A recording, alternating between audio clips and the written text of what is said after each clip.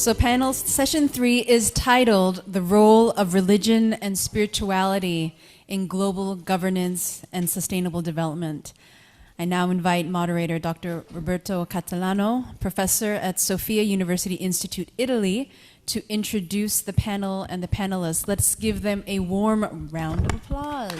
Yes. Good evening to everyone. Welcome to this third session of our conference. It's a pleasure to be the moderator of this particular session with the speakers. I've seen their presentations to be, and they're very, very interesting. So I will very quickly introduce them. The first one is Dr. John Grazel. He's an applied anthropologist with over 30 years of service as a U.S. Foreign Service officer, working for the USA Agency for International Development in Africa, Asia, and the Near East. He was the U.S. Education Representative to UNESCO, Mission Director in the Democratic Republic of Congo, Natural Resource Officer in India, in the Philippines. And thereafter, he served as a Baha'i Chair for World Peace at the University of Maryland. Dr. Julius K. Cato, the next one, is Professor of Biblical and Religious Studies at the King's College, Western University in London, Ontario, Canada. He's also Vice President of the Society for Buddhist Christian Studies. And then we have the third one, Reverend Dr. In-Gun Kang is a Jesuit priest, the director of MAGA, MAGGA, Jesuit Research Center in Phnom Penh, Cambodia, and a consultant for the Vatican Dicastery for Interreligious Dialogue. He also teaches philosophy and religion at the Royal University of Phnom Penh at the St. John Mary Vianney Seminary in Cambodia. Deeply engaged in interfaith dialogue and peace building, he works to promote reconciliation and resilience in post-conflict Cambodian society and Asia. So very high-level speakers. They will definitely give us excellent insights on the topic of religion in the processes that we are seeing today and tomorrow. And I just say a word, the religion has been considered in the last few decades in an ambivalent way. The element which provoke problems, but has been more and more discovered, as one of the speakers said this morning, also as the possibility, golden possibility for a solution. So religion lives with this tension between these two extremes. And I'm sure that our speakers will clarify and shed more light on this topic. Please. Is this, can everybody hear me? I have no idea if this is working. Okay, thank you. Let me say, when I was first invited to participate, I really said to myself, well, what do I have to offer? But then I spent a lot of time in Africa, and in traditional Africa, when you have a problem, you invite the ancestors to come and help you solve it. So I decided what I would like to do is invite my ancestors to come, a specific group. Because of my being in the U.S. diplomatic service, I actually had the honor of meeting and actually working with some incredible individuals of the past generation who helped put together the New World Order after World War II.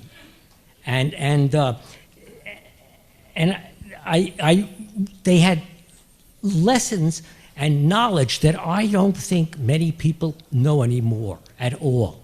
And so I asked them to come and help. And I asked them, I told them the problem. I told them that a majority of the problem was that the national government today don't accept the positive contributions that spirituality can provide to the governance of nations and sub-nations and community. And that ties us to political, temporary, immediate responses rather than long-term, deep solutions of purpose with meaning. So I said to them, they don't think religion, as you said, they think religion is a problem, not a solution. But what my ancestors said is, well, we're going to tell you, in fact, how spirituality has been an absolute indispensable element in creating the world order after World War II.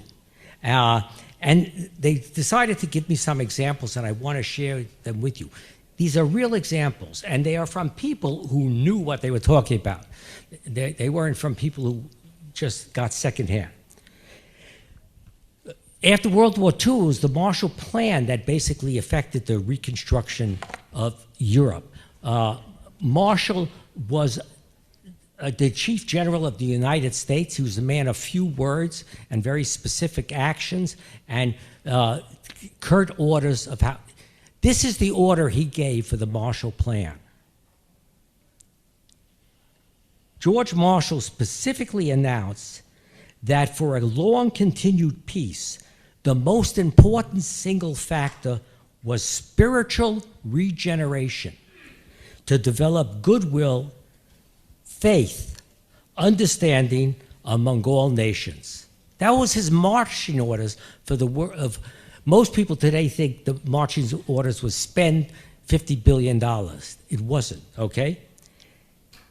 At the beginning of the Marshall Plan, only 25% of the American people thought it was a good idea.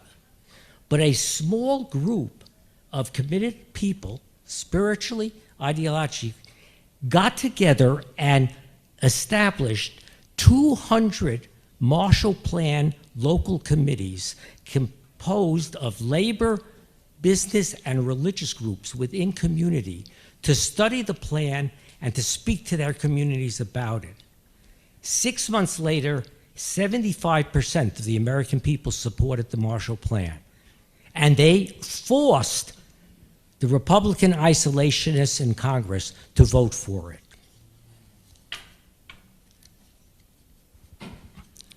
The administrator of the Marshall Plan was a CEO of Studebaker Car Company who wrote a book with his own ideas of how there could be a Christian capitalism that would result in the equitable sharing of wealth.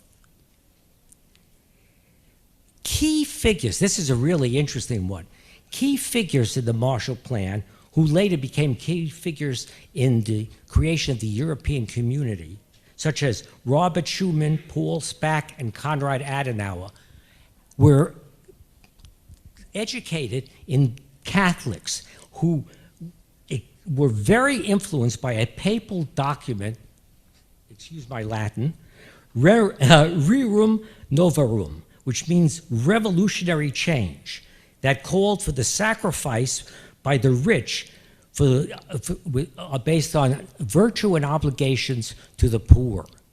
And they cited this as a major motivation for how they acted in the world today, at that time. Let's go to the UN, the preamble to the UN. The preamble of the UN reads this way, okay? We, the people of the United Nations, determine to reaffirm faith and have resolved to continue our efforts according to our representative governments through the representatives assembled here for the promotion and achievement of peace.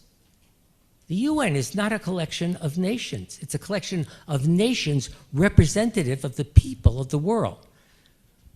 A few people made that statement. You know what the original statement was proposed? This is a little misworded, but it's basically the original statement put together by the representatives of the nations was, we the grand potentates, by the vested authority of the high contracting parties, do hereby concur and demand.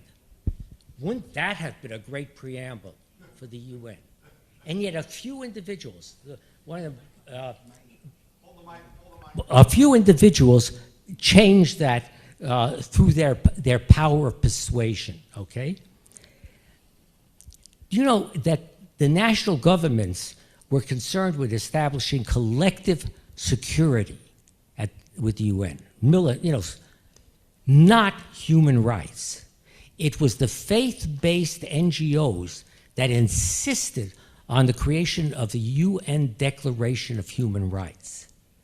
And the UN Declaration of Human Rights was written by two people. One, René Cassin, a Jew who received the Nobel Prize in 1968, who took the concept of Noahic laws, 7 basic laws that Jews believe apply to all humanity. And this is his own statement.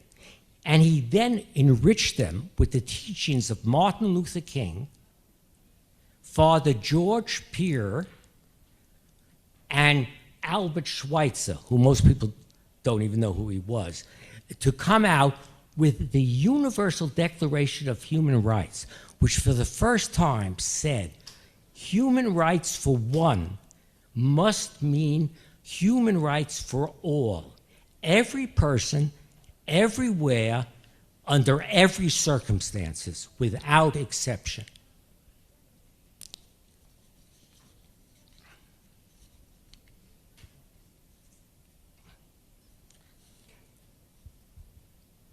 Later, initially the UN was put together by the victorious allies, but later when the newly freed colonies came in, they introduced a whole series of new people. One of the most important was U Thant, who became Burmese permanent representative, who became Secretary General of the United Nations, and consciously practiced and tried to inculcate his actions and UN actions with Buddhist doctrine.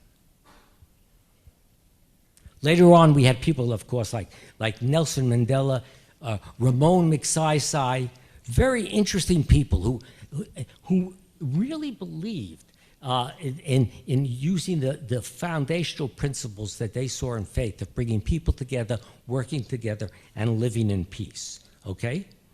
So, what's the problem? What happened? To understand what happened, you have to know a little bit of history, okay? In 1600s, you had a 30-year war between religious groups that decimated Europe, and it was settled by the Peace of Westphalia, which declared that from now on, sovereignty was to be understood as political sovereignty of those who controlled the territory by military means and controlled everything that went on in it, including the rights of people to practice religion. So it separated religion and governance in a way that it had always been together, and denigrated the role of religion. Shortly thereafter, in the Enlightenment, René Descartes, the same thing happened to the heart-mind. The Western world decided that the heart and the mind was not one, but separate.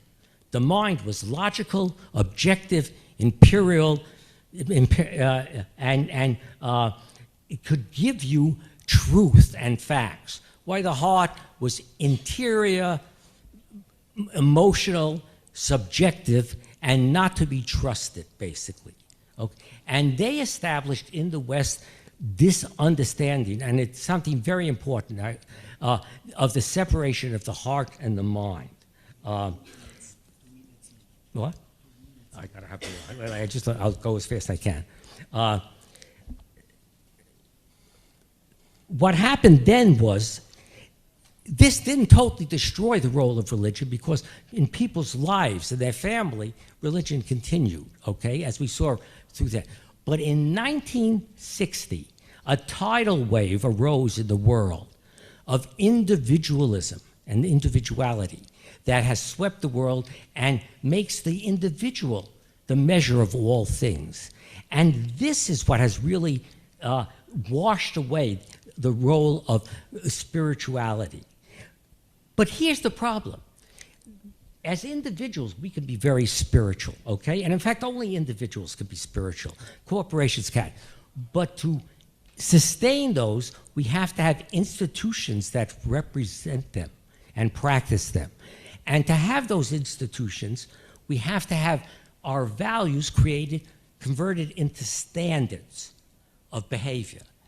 And what I am proposing is that we as a group actually initiate an activity for the establishment of standards of sovereignty in government. We take the example of the Marshall Plan committees and encourage every country to put together groups that distill out the spiritual standards of the great faith, express how they want it in their country, and then annually not condemn their country, but reflect, are we succeeding, are we not? And then this group could report out to the world whether that was happening. But here's the last thing, it's the last thing. To do this, we have to do something else. We have to correct the separation not only of governance and religion, but of the heart and the mind. We are miseducating people in the English language, in the French language, in the world when we say that it is the mind that is important. They don't understand it. I'm telling you, I studied this as a social scientist. They misunderstand it. And we have to bite the bullet and change that. And all we have to do is really make it clear and then tell everybody, take out your books, put heart in front of mind, and it'll be a great exercise and it'll help them become enlightenment. So please, it's one thing that we could do right now, and it could lead to this other. I'd like to hear your ideas about this other suggestion of establishing spiritual standards for governance of nations. Thank you so much.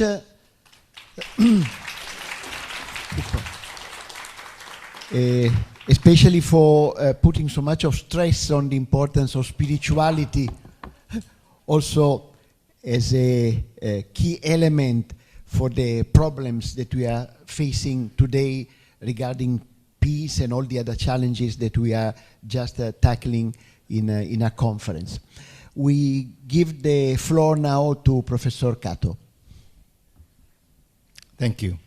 So first of all, I am also Vice President of the Society for Buddhist Christian Studies, and I promised our President, Dr. Carolyn Medin, who could not join us in person, that I would convey her and our society's thanks to the organizers of this conference, the One Buddhists, ICCGC, the organizers of CoNGO, and she also expressed her joy in our participation and giving us this chance to participate very actively in this excellent endeavor. So that's on behalf of our president.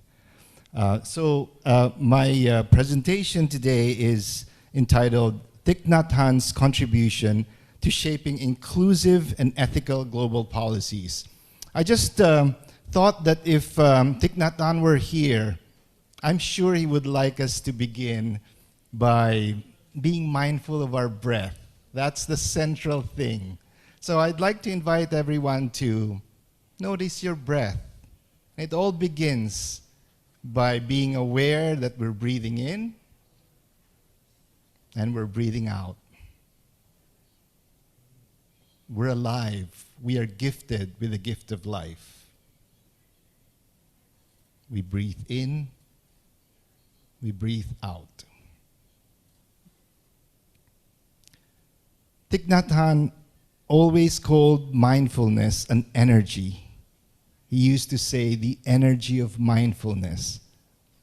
I'd like to invite everyone, while breathing in and breathing out, to be mindful of our energy, our individual energies, and also our collective energies. All of us are gathered here with goodwill, with a desire, with a will to make the world a better place. Let's be mindful of that for a few seconds.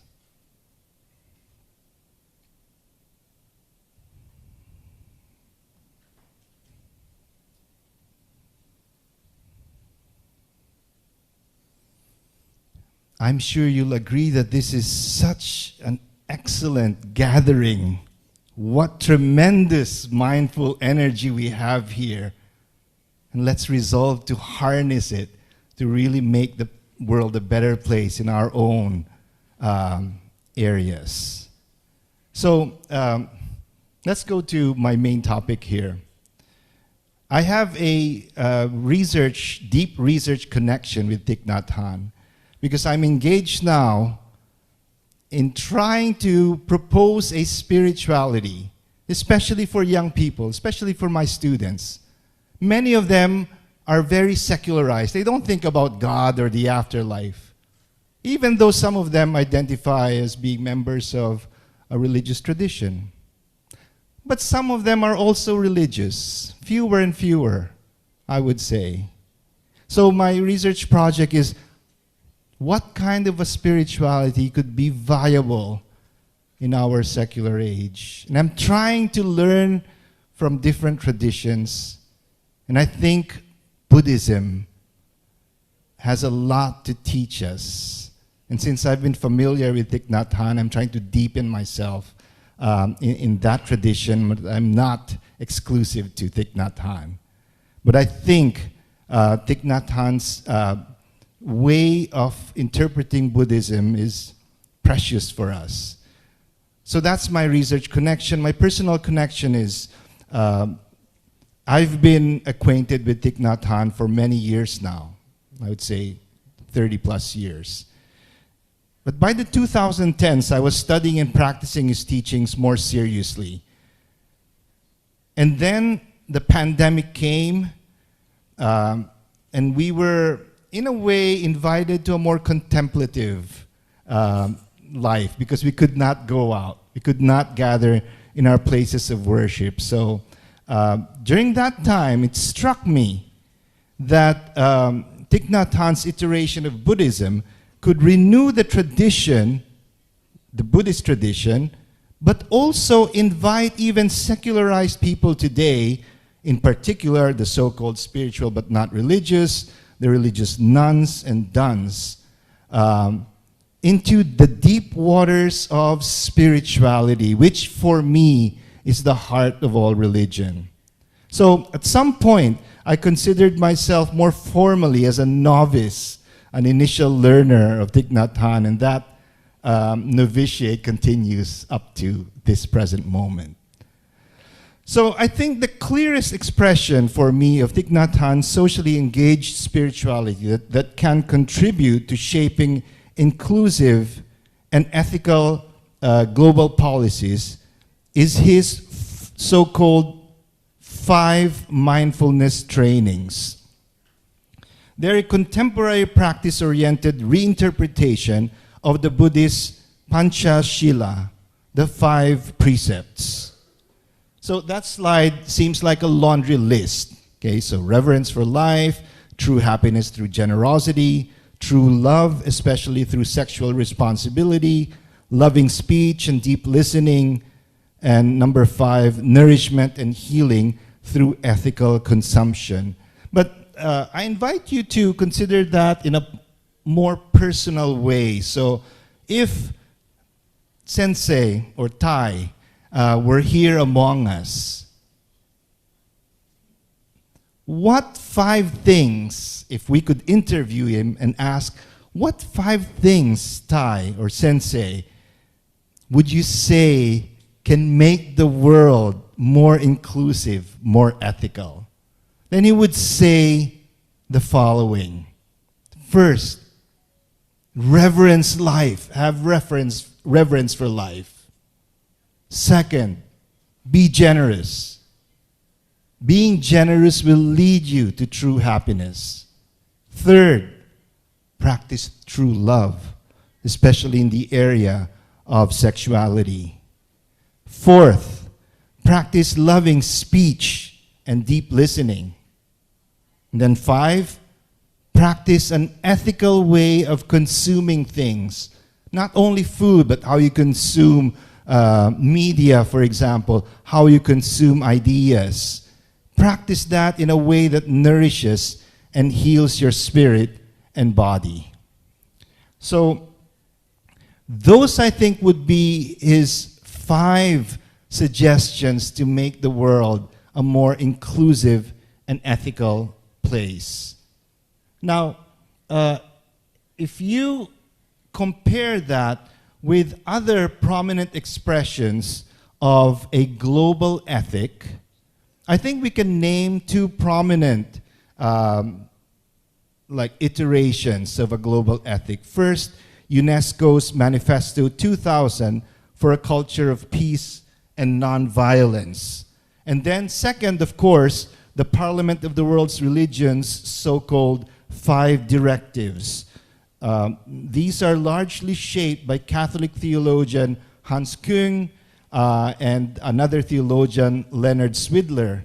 And they include commitments to nonviolence, justice, truthfulness, gender equality, and environmental care. So when you compare these 3 lists, the overlaps are noteworthy and striking. So reverence for life, social justice, sexual ethics, truthfulness, and inclusivity. The differences are in emphasis. Thich Nhat Hanh, for example, highlights mindful consumption.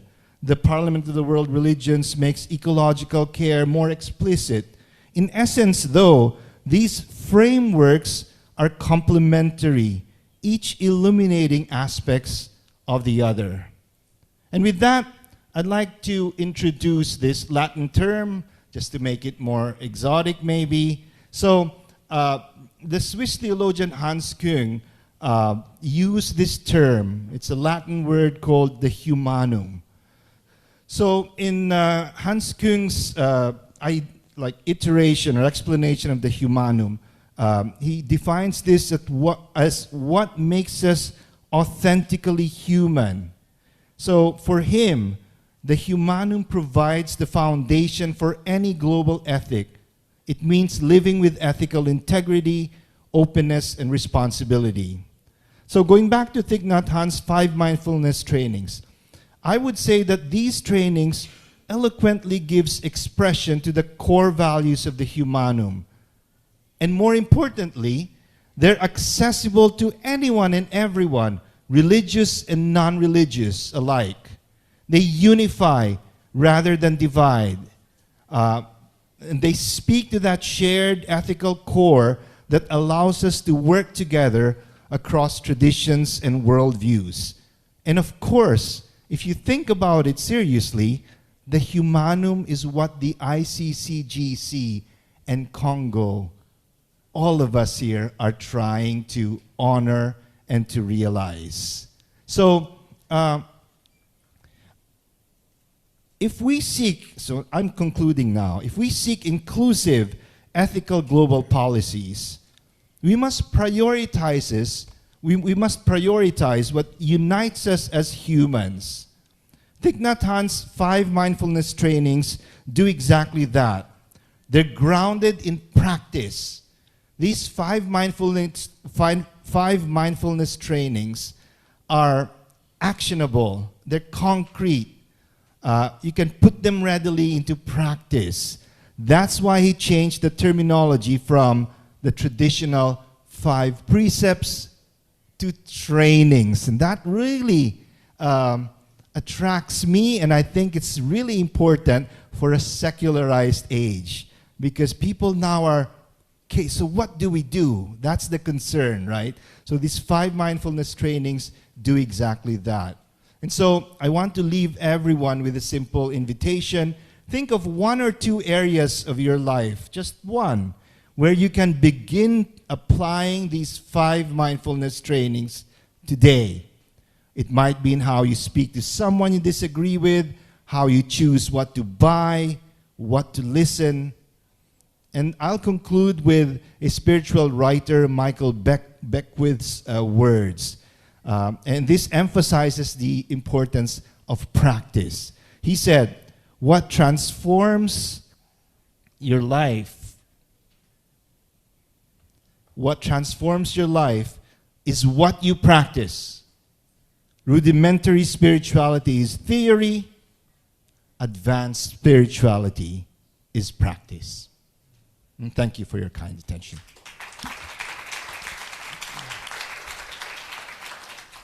Thank you so much, Professor Kato, also to be precise on the dot, time-wise. So you really practiced. Thank you so much. And also quite inspiring, your presentation on spirituality and practice, the two aspects which cannot be one against the other, but they must be absolutely complementary. Thank you, and now we give the floor to Professor Kang. Thank you so much, previous speakers and moderators. Hello, everyone. Are you okay? So far, so good. It's time for sleeping in Cambodia and Thailand, right? After lunch. Well, you have been faithfully, compassionately listening to the people. So I hope our session cannot be torturing for you. So one Gyomunnim suggested me to sing a song, so wake them up. If I sing a song, I cannot stop. I'm a prince of Noraebang, prince of karaoke. So my temperature is stop here. I'd like to start my presentation. Hopefully, you cannot be so sleepy. So for that, I prepared some PPT for you to see the photos. So today, the question given to us is how these faith-based and civil society organizations, so-called FBOs and CSOs, can contribute to shaping inclusive and ethical global policies. Wow, big questions.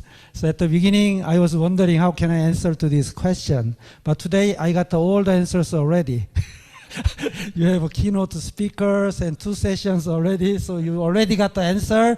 So I don't like to add more, but it's my duty to give some more hints. So my point would be only 6. Each one only 1 slide, don't worry. So it will be finishing very soon. So first point is our situation. Of course, many people already mentioned that our situation is very challenging, right? Rising inequality, ecological crisis, and social fragmentation. So in this situation, technical solution alone is not enough. Efficiency, economics, politics are not enough.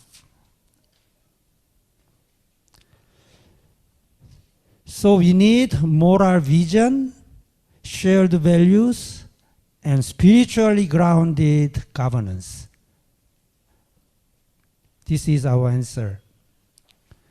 This is where FBOs and CSOs, shortly say religion and NGOs, offer their unique strength. So my first point is religions can contribute to the global policymakers. Somehow we all shared already ethical or virtue ethics or spiritual values. So religious traditions offer holistic ethics beyond efficiency. For example, Catholic social teachings emphasizing the common good, the principle of subsidiarity, and the preferential for the poor. And Buddhism calls for compassion, metta, karuna. And mindfulness, you already hear many times, even here now, and interdependent, interconnected reality, paticca samuppada. And here, one Buddhism promotes the unity and equality of all beings and one truth through the image of Il-One Sang, one circle image, and reciprocal responsibility through Sa-Un, fourfold grace. And more importantly, he said, practice the right discernment in action, Jagop Chisa. And even Islam upholds justice, adl, solidarity, ta'awun, and mercy, rahma. All these traditions remind us police must serve people, not systems, people. My second point, how can we contribute? I think this is the most important contribution that we, religions and NGOs, can do. I believe we are very close to the marginalized people, grassroots people, refugees, the suffering people, and minorities. I'll give you one example. I'm from Cambodia, so Cambodian example. The Mr. Tun Janaret. Have you ever heard about him? So he's the Cambodian landmine survivor. He lost his two legs up to this part, up to the knee, and boldly campaigned against landmines. He was our former student in our vocational training center, and he recovered himself physically and spiritually, and he learned English, and he started to join the anti-landmine campaign globally. And he met so many world leaders like Clinton, John Paul II Pope, the English Queen, Spanish Queen, many presidents and prime ministers. And whenever he met world leaders, he shouted to them, "Give me back my leg. Give me my leg." So they were so stunned and surprised. They were so concerned, and what would happen? Called him and asked him. So he boldly said that, "I lost my leg because of the landmines you made. Stop it now." He was given only 3 minutes of meeting with these world leaders, but he used that time very persuasively, creatively, and insightfully. So his courageous helped secure the 1997 Ottawa Treaty. More than 100 countries signed up, and eventually, with that achievement, he received the Nobel Peace Prize. So that Nobel Peace Prize is in our office now in Siem Reap, the Reflection Center in Jesuit Service, Cambodia. And what he's doing now, he continues. He never stops. He visited his fellow landmine survivors and distributing our wheelchair, well-made wheelchair called Mekong wheelchair, and inspire many as our staff. So Mr. Jun Jannare, we call Saret, our beloved Saret, showed marginalized or victims or the poor, the suffering, are not just recipients of humanitarian aid. They can lead transformation globally.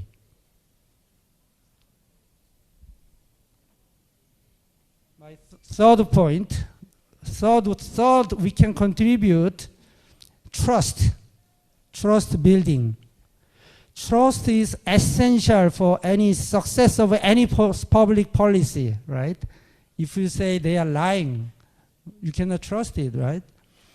And the fragile societies and also post-conflict societies, usually the religions and spiritually based organizations are trusted. I attended this conference, ICCS 2025 in Singapore. In that conference, I was very interested in this organization, Humanity Matters. This organization showed how swift humanitarian action can build resilience across faiths in Gaza and Myanmar. They immediately called all world religious partners and collective compassion in motion. Such collaboration fosters deep social cohesion. Fourth, we are engaging, many of us already shared ethically and presence in global platforms like ourselves, ICCGC last year, right? In UN, you gave great contribution to the global policymakers.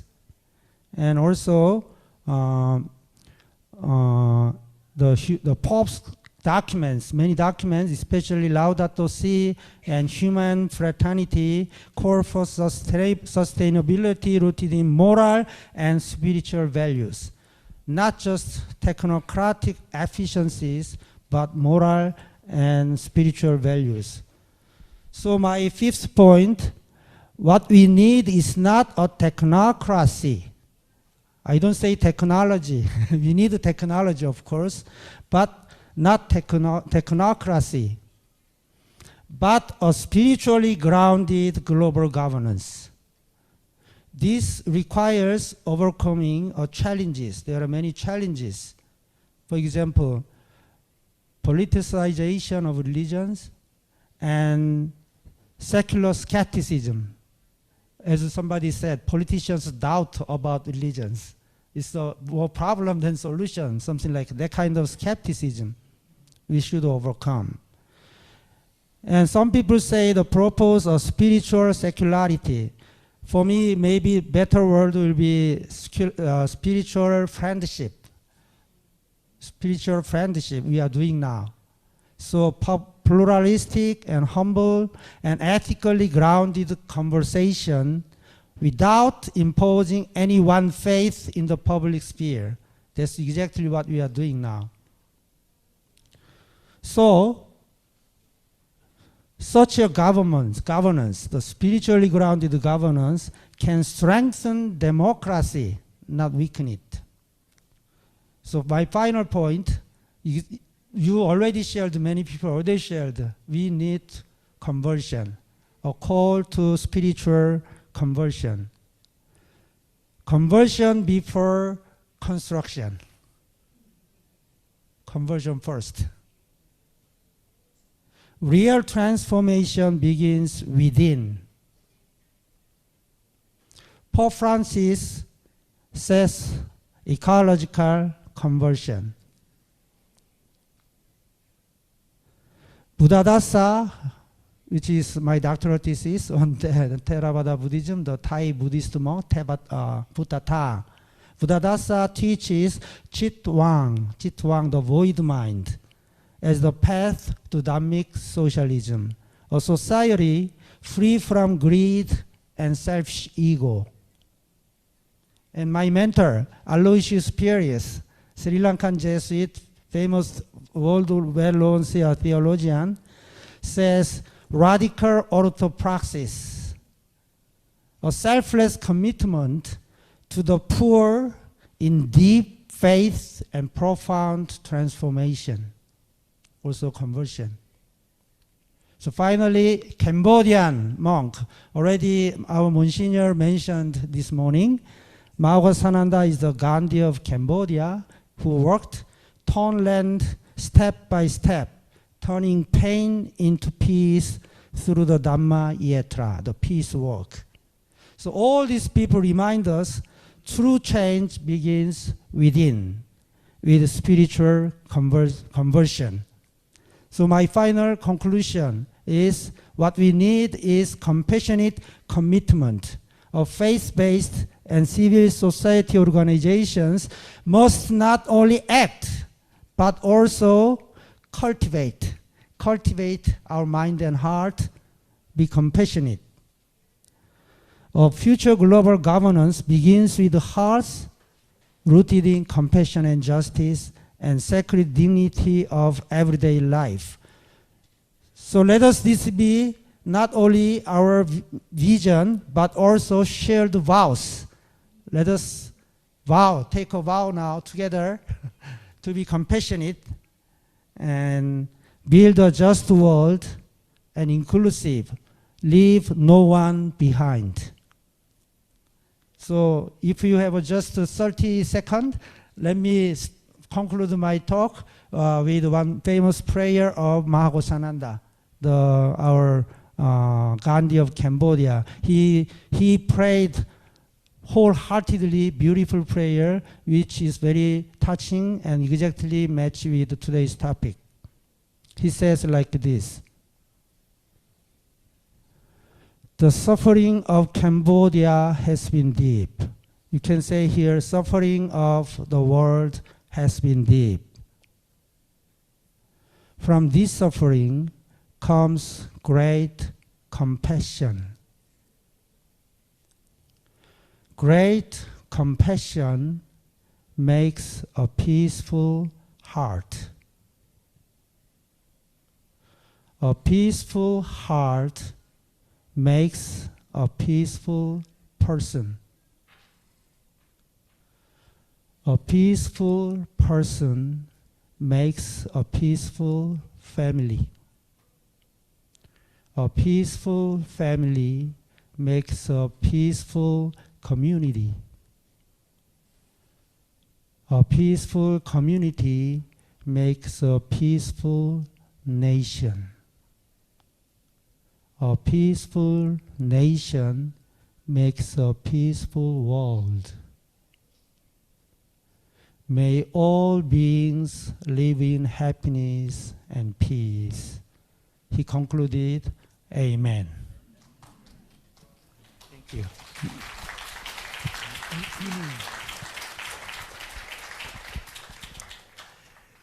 Thank you very much for your presentation, and also for the, let's say, the level of spirituality that you managed to bring in the hall with this final prayer.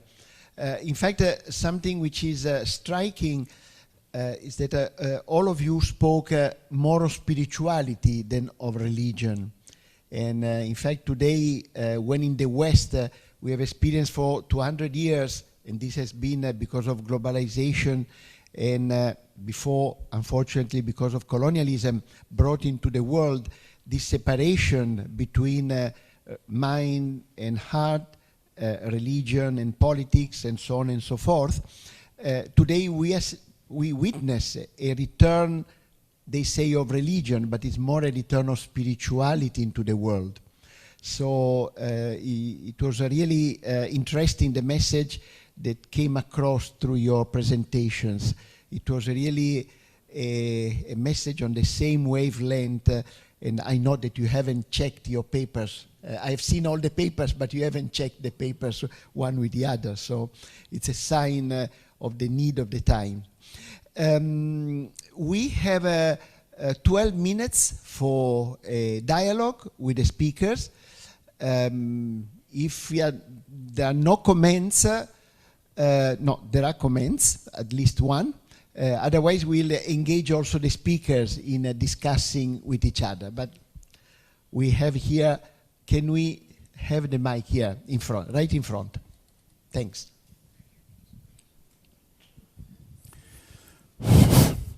Normally at this time I'm very sleepy, but due to very excellent speech, all of you, I was awakened. Yeah. Well, I was working for the global interface network for a long time.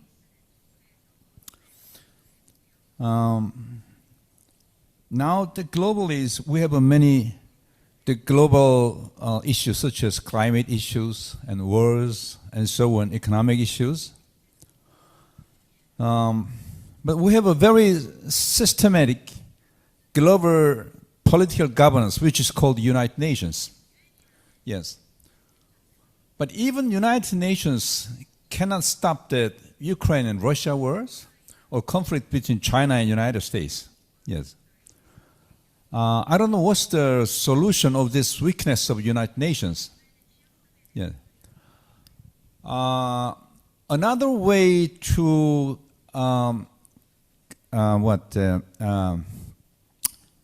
to solve these global issues from religious aspect is that to build this global systematic corporations of religious communities. Yes. no one religion cannot solve all these global issues. So we need corporations. It's global corporations. But it looks also impossible, or it looks very difficult to make global systematic corporations among religious communities. We have many international interfaith religious communities, such as the Religion for Peace, or IARF, the Congress of Faith, something like that. But nothing's succeeded so far. So what is your solutions? That's what I'm asking. Well,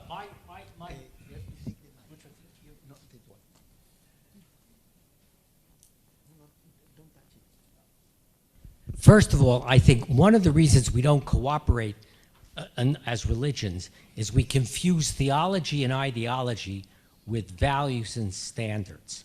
And we've heard over and over again what I think are shared core values in all the great religious teachings.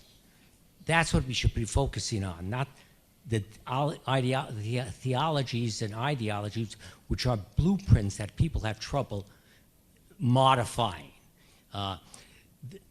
What I say is we need to have, out of those values, standards that we apply to the institutions we create to express our values.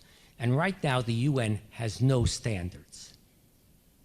The UN recognized the Khmer Rouge for 20 years while they were committing genocide on their own population as the sovereigns of Cambodia. There are no standards. It's the interest of the individual nations now that in turn happen. But if we had standards and we said to violating countries, we will not recognize your sovereignty unless you follow the standards, we would begin to have some basis for calling them, to cease and change. I'd just like to follow up on that and tag on to what John said now. Some people criticize these movements to identify universal core values as, oh, that's just dumbing down religion. Searching for a least common denominator is not good. You're just dumbing down religion. I think it's a very important thing to search for a least common denominator upon which everyone, all religious traditions, or even those without any religious tradition, can agree upon. And we already have enough documents. So what is left is for something like the UN with some clout to really take these core values, universal values, and apply them, pressure countries to practice them, is what I think about what you mentioned now. Yeah, I agree with them, but I think your question is more about how can we unite or collaborate between religions in the level of like UN in politics, right? To solve the world problems together as a religious collaboration. I think we need a step-by-step, as Mahakosananda said, step-by-step journey. And now we are kind advanced in this journey because just decades ago, we have no this kind of idea of religious leaders get together and talk about the peace and environmental crisis. Those things were very ideal, but now it's happening. Actually, Buddhadasa that I researched on, he was the person in 1930, 40, and 50s already. He has that vision of all the religions come together, solve the problem of world spiritually together.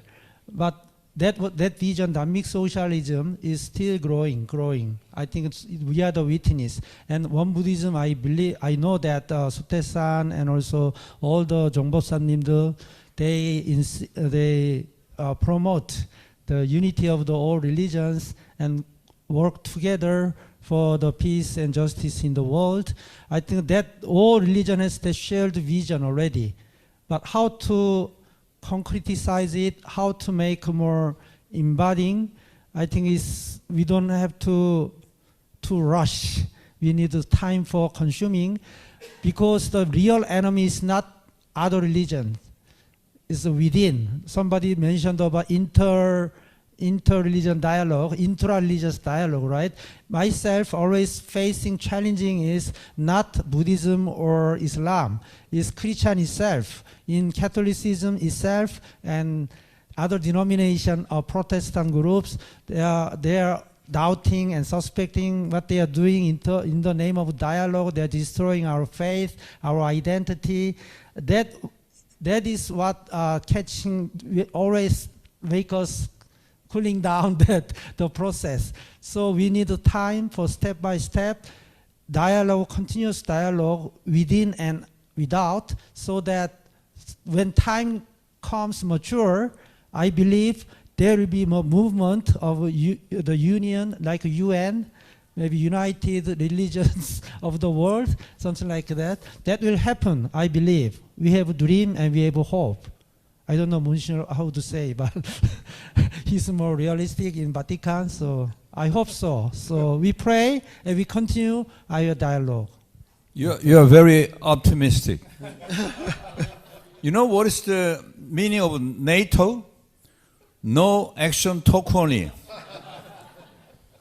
What I feel sorry is this kind of interface meetings, we talk very beautifully, but no actions.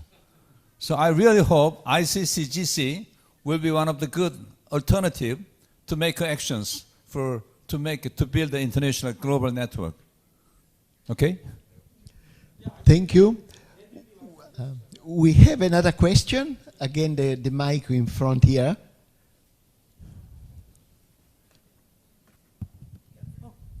Hello. Hello. Hello. Hello. I love this. All of the talks have been wonderful. So I just want to pose, though, I just want to push a little harder, and I'm really glad again that we are, providing a little bit more reality testing about how religious communities actually can't get along with each other, So around value, my question is a little bit of the problem about life. Like, if we want to support life, what does that mean? As a woman, in terms of the U.S., that has to do with abortion and contraceptive controls, and that's a religious argument. So I get nervous about value and life, and that comes back to which religions. We know usually we have been talking about dominant world religions and not new religious movements and all sorts of other religions that don't get included in these conversations. So who gets to decide what's a religion and who gets involved? These are really the dominant communities that speak about others, and I get nervous about that when we talk about this. And finally, who's at the table when we make these decisions? I have to say, quite honestly, it's always the men in these pictures that represent the religions. And again, as a woman, and 50 to 60% of the women in these members are women, when is this going to happen? So I think this idea that religious communities participating or support the values of governance is good, but I would like to see, I want to challenge more fully how inclusion in that conversation. Anyone wants to react? We have 1 minute, but we can extend it. No, we can extend it for 5 minutes because we started a few minutes late. So we still have 5 minutes to conclude the session if any one of you wants to react. So Catherine, your question I think needs another conference to answer. But I'd just like to share some conversations we've had with our past president, Mark Uno there, and our friends in the One Buddhist community. So the One Buddhist community is like a major sponsor of this thing. And we've collaborated with them. Our society has collaborated with them these past few years now. And what strikes me, Mark, some of our other members, is that in the Won Buddhist community, women are given a lot of prominence. That's really what strikes us. One thing that strikes us. And I think, well, I identify as a Catholic theologian, and I would like to learn a lot from Won Buddhism about this, because as everyone knows, in the Catholic Church, maybe women, there has been some improvement, but still very little power or empowerment given to women in a way that I see, for example, in Won Buddhism. And I would like more leaders, women leaders, for example, in our Catholic tradition and structures. So, again, it's like a little thing, but these little things add up, and one day they become big things, hopefully. That's my reaction.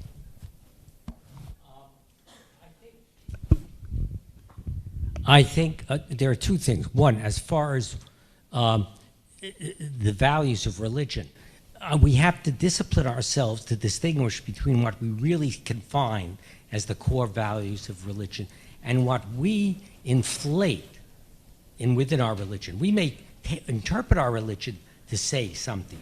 It doesn't. To my knowledge, there isn't a mention of abortion in any of the religious scriptures of the world. That doesn't mean it's right or wrong, but it's not a core value of all the religions. I think women have to take power. They have more power than they think. The UN wouldn't be what it is today. It was Virginia Gilderstein, who was the Dean of Barnard, who got the preamble written. It was Eleanor Roosevelt who did incredible things for the UN and brought people together. And I'll give you a very bizarre example of the power of women. In Africa, Sékou Touré was the dictator of Guinea for many, many years, and he became a very vicious dictator. And they couldn't get rid of him. And finally, one day, all the market women went down to the palace, turned their backs to him, raised their skirts, showed their behinds, and it was the end of his reign, because he had lost, he himself knew, I have truly lost all respect. So women have to take the power, but they have to take it as women. We don't need women who just think they have to act like men. We have enough men. We need Eleanor Roosevelts. That's what I... May I have a short comment? Yeah. Thank you for Catherine. A beautiful, insightful point. I believe if you want mention or talk or solve the problem of refugees, we have to listen to the refugees themselves first, before we asking the professionals or experts on refugees. If you want to know about labor problem, listen to laborers first. If you want to know about handicap, the physically disabled people like Mr. Saret, listen to them. So I'm very happy now we have a new president in Korea. This new president's style is like that. He wants to listen directly to the people who are really victimized or the problem in the ground. So if policymakers have that kind of attitude, including our religion itself, will be different. The world will be different. So inclusive approach is meaning for me to go down to the grassroots. Thank you. Thank you so much to all the speakers, also to all of you, because I was amazed by the attention at this time of the afternoon. As we heard, someone who usually sleeps was absolutely awake. So this we have to thank the speakers. We give them a final applause. Thank you. Thank you, Dr. Catalano and all the esteemed speakers. So that concludes session number 3. We'll take a short break, and our next session will begin at 4:30-ish. Okay?